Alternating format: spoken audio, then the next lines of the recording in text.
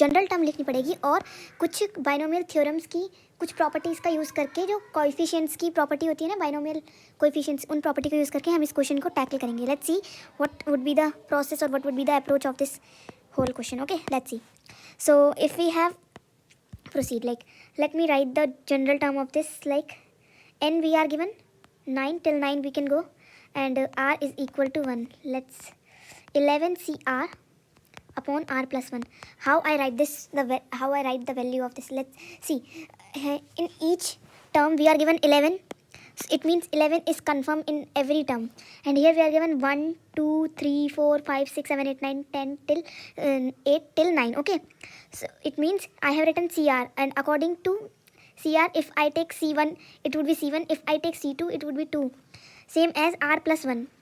Let me expand it, where I have taken r is equal to 1, it would be 11 c1 upon 2 है ना, and if I take r is equal to 2, then it would be 11 c2 upon 3. Okay, so this will go like this. Okay, चलो आगे इसको question को solve कर देते हैं.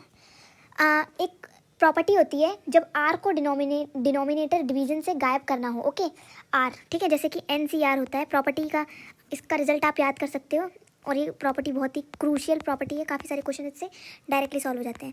n+1 CR+1 upon n+1. Okay, very important property और result you can say NCR. ओके, अगर ऐसी कोई टर्म हो तो हमें क्या करना होता है, न्यूमरेटर में +1 और r में भी +1 और डिनोमिनेटर में भी n में +1 करना होता है. तो हमारे पास n कितना था, 11 था, बट हमें 11 में प्लस करना पड़ेगा 1 अकॉर्डिंग टू द प्रॉपर्टी. तो it would be 12c, and in r also we have to add 2. Okay, and in n 11, so it would be 12. Okay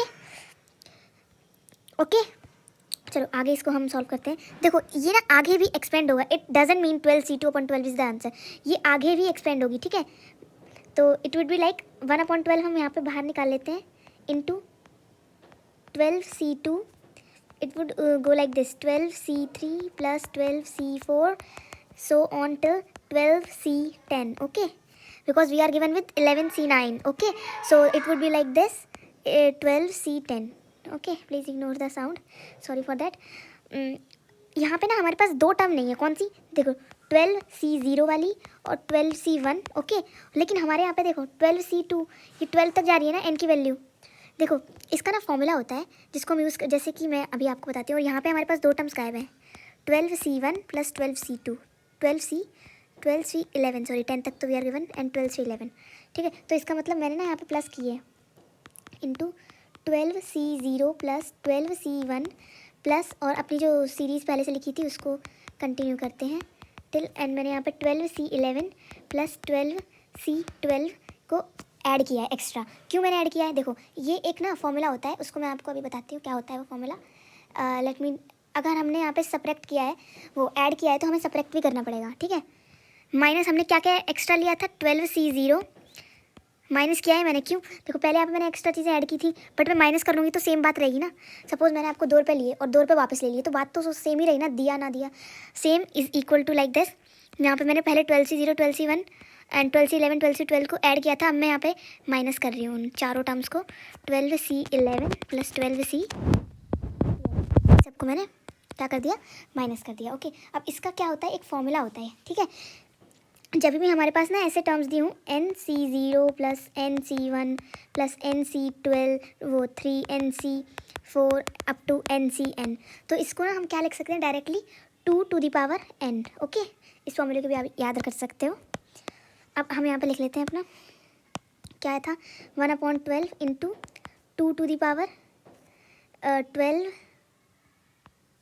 okay, minus 12c0 is 1 होता है, and NC0 is 1, and वो 12c0 हमारे पास क्या आ गया, 1.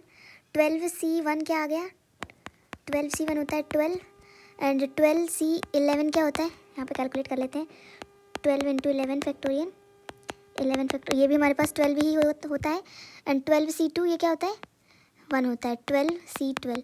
तो हमारे पास subtract करने के लिए कितनी चीज़ें, 12 इंटू 2 24, इसका मतलब 26 हमारे पास इन टोटल टर्म्स है जो हमें सब्ट्रैक्ट करनी है. ठीक है, अब क्वेश्चन में only the calculation is left, 2 to the power two, ये मैंने 2 की पावर 12 कैसे लिखा, आपको समझ में आया ना? फॉर्मूला होता है, मैंने यहाँ पे बताया था अभी आपको NC0 plus NC1 up to NCN। तो इसका फॉर्मूला क्या होता है? 2 टू दी पावर n, जितनी भी हमारे पास टर्म होती है, ठीक है। इसलिए इस क्वेश्चन में कंफ्यूज मत होना, 2 की पावर 12 कहाँ से आ गया? 2 की पावर 12 वहीं से आ गया फॉर्मूले से, ओके। अब 2 to the power 12 upon 2 to the power 26 sorry upon 12। अब इसको ना हम थोड़ा सा कैंसिल आउट कर देते हैं। 2 to the power 11 minus 13 upon 6। समझना आप कैसे किया, मैंने 2 से डिवाइड कर दिया, ओके। अब 2 टू दी पावर 11 क्या होता है? Let me check. 2 to the power 11 क्या होता है? 2 टू दी पावर 11 होता है 2048 माइनस 13 अपॉन 6, ओके। अब हम इसको सेपरेट कर लेते हैं। 8 माइनस 3 5 4 3 0 2 अपॉन 6। तो हमें बताना क्या था क्वेश्चन में? With GCD greatest common divisor NM is equal to 1 then N plus M। देखो N प्लस M की वैल्यू बतानी है। ये हमारा N है और ये हमारा M है। ये मेरे को कैसे पता चला? N इसका ना आंसर हमें किस फॉर्म में दिया है? NM में दिया है, ओके। तो हमारा आंसर क्या हो जाएगा? 2035 plus 6 is equal to 2041। So ये 2041 is our final answer. Thank you so much.